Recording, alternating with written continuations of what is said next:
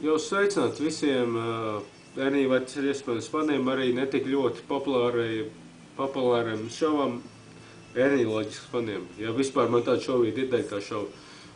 Ko es gribēju jums dažās šajās sekundēs pateikt? Tas ir, es atgriežu atpakaļ, Ernīvaits ir iespējams. Jā, es saprotu, tas skan dīvaini, jāatgriež atpakaļ. Es, protams, arī formāli arī neuztaisīju videoklipu, kad arī viņu beidzu. Bet tomēr es viņu atgriežu šobrīd atpakaļ. Ko es vēl gribēju pateikt? Es strādāju pie jauna ievada Ernīvaits ir iespējams šovam.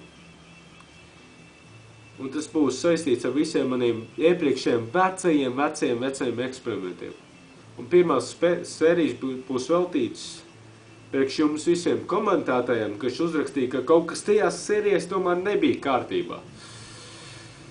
Tā kā jā, es uztaisīšu visu pēc jūsu prāta, filmēšu viņus, rediģēšu priekš jums speciāli, un tad redzēsim, kas iznāks. Tātad es pirmajās 4 sērijās pārstrādāju 4 savus eksperimentus. Vai arī no cita rakursa vienkārši viņas taisu. Tā, vēl ernīloģika, pa ernīloģiku runājot. Viņiem visticamāk vairāk neeksistēs.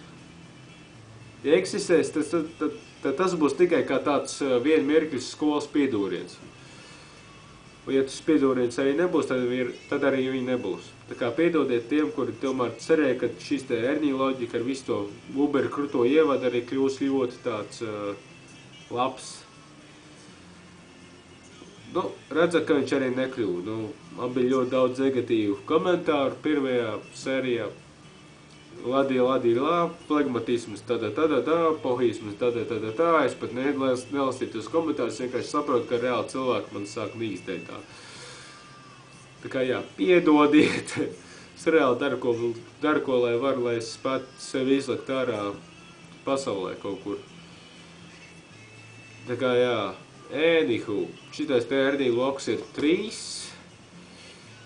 saistīts ar visu to ernīvaits ir iespējams lietu, visu ko pārējo.